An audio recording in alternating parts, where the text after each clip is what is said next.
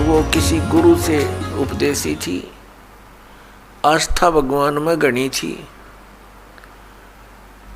और प्रारंभ से ही ये ऐसा रहा है कि जगत और भगत का आपस में मतभेद बना रहा, और जिस कारण से भक्तों को बहुत कठिन यातनाएं सहन करनी पड़ी। संसार की रीतियां, सांसारिक जो परंपराएं हैं, वो यहाँ इस काल के जाल में रहने के लिए व्यवस्थित है, एक व्यवस्था है।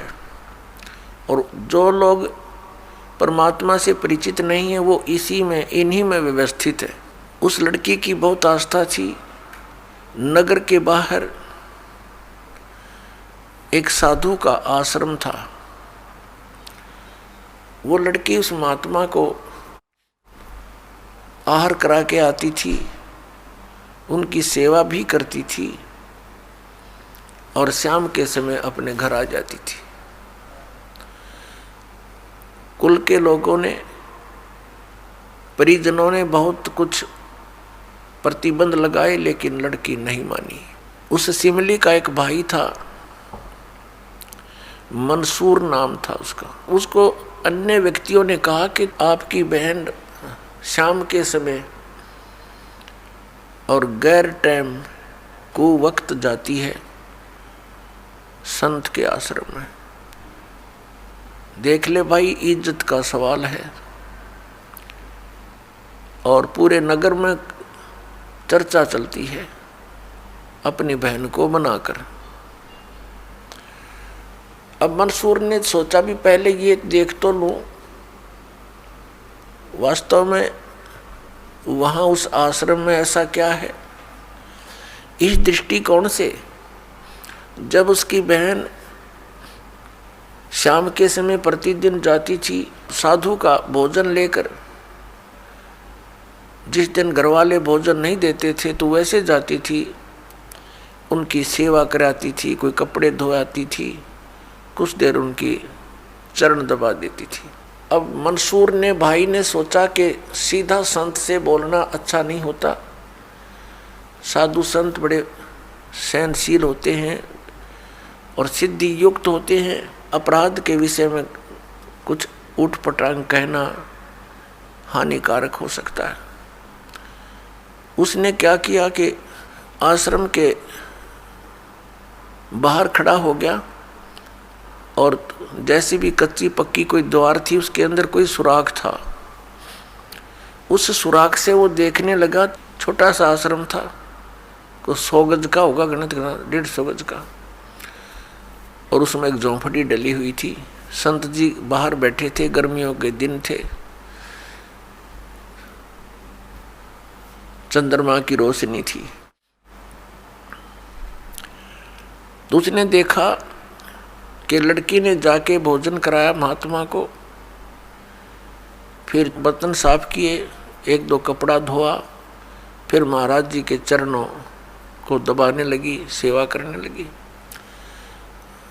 तो क्या हुआ कि ऐसे उस महात्मा ने हाथ किया, आकाश से एक अमृत का प्याला आया।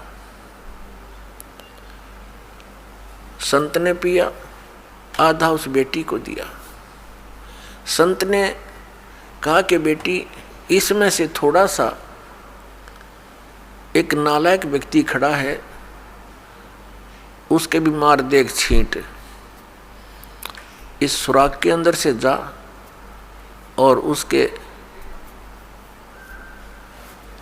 भी लगा दे, थोड़ी सी कल्याण हो जा। एक नालायक व्यक्ति खड़ा है। अब उसने जाकर के, लड़की ने आदेश पालन करना था, उस सुराख में से ऐसे कर दिया। उसने देखा कौन है, कैसे है, तो उसके भी जीभ पर वो थोड़ा सा अमृत की छींट लगी। एकदम उसके हृदय में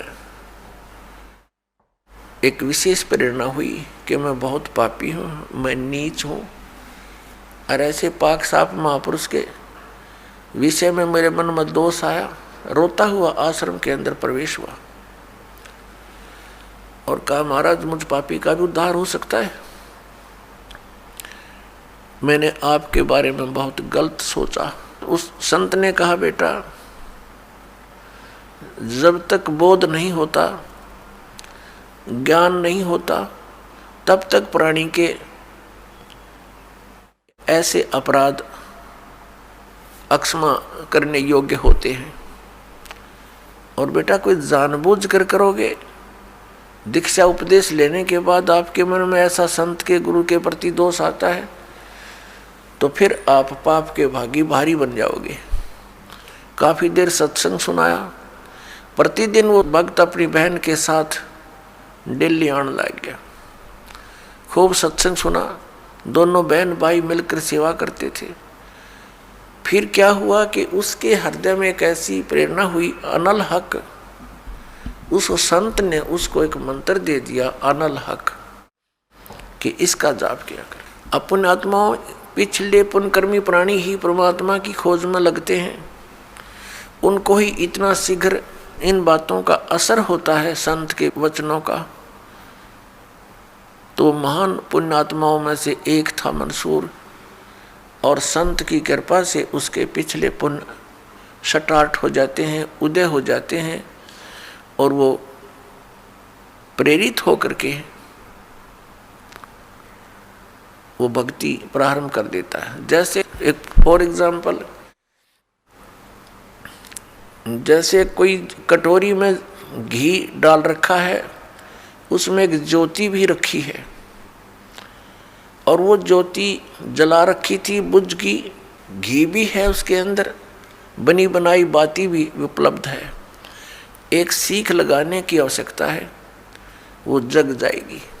तो जितने भी पुण्यकर्मी प्राणी हैं, जो भी साधु संत महापुरुषों के प्रवचन सुनते हैं, किसी भी संत के, चाहे उसने भक्ति मार्ग का कति ज्ञान नहीं, लेकिन भगवान की महिमा तो वो भी सुना ही देते हैं।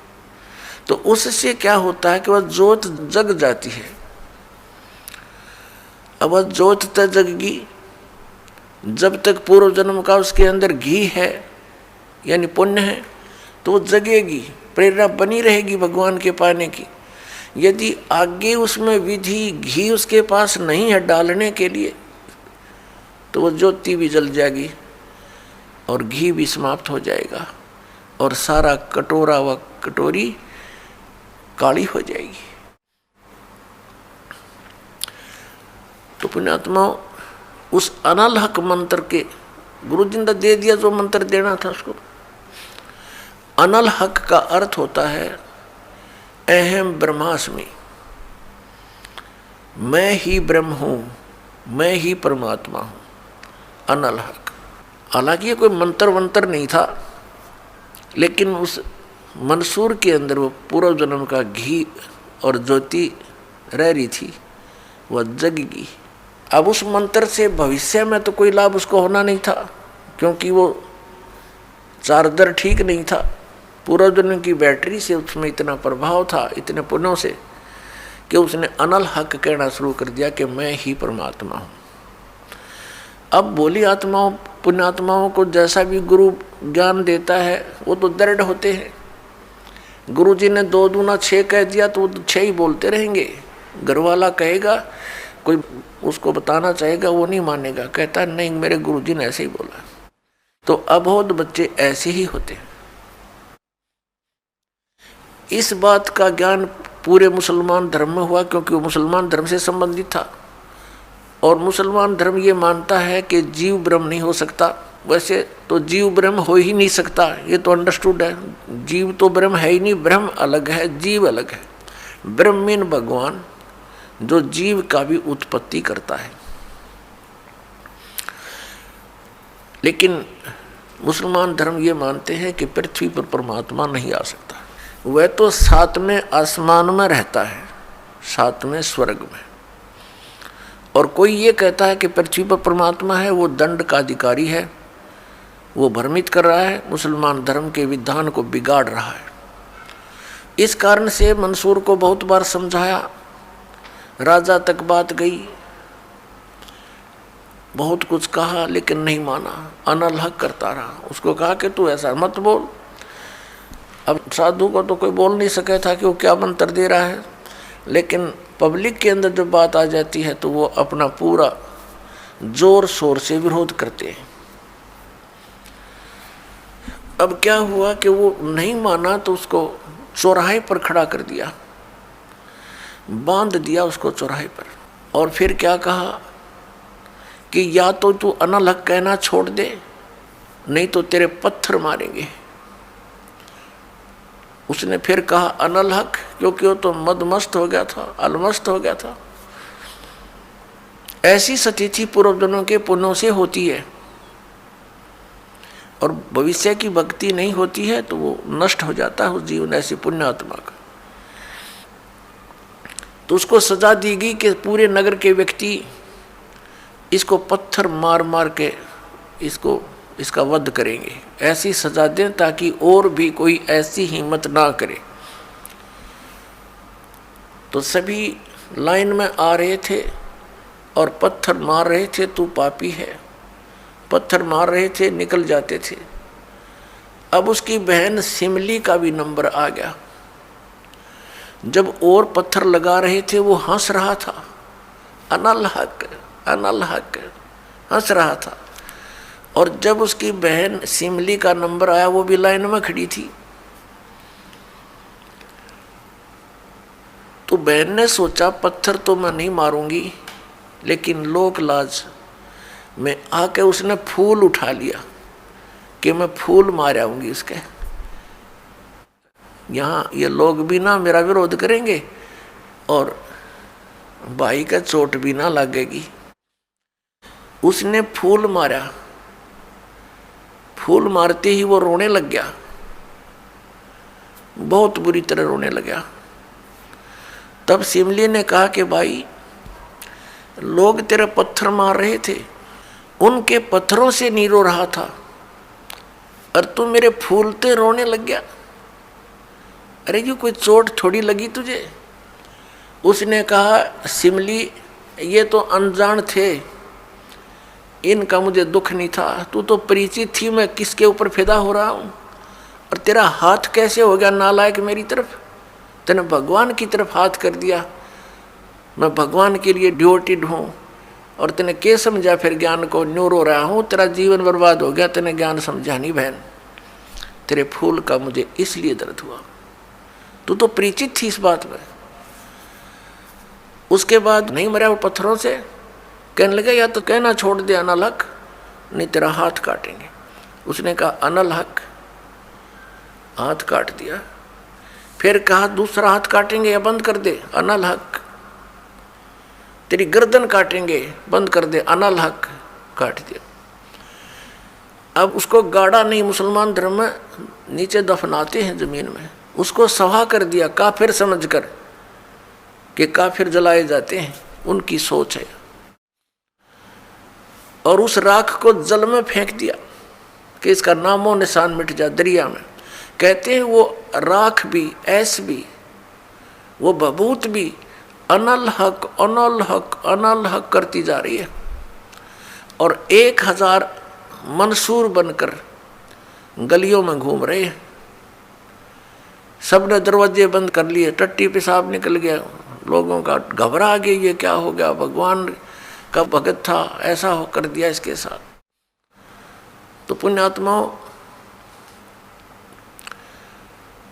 अब ये ज्ञान है तत्व।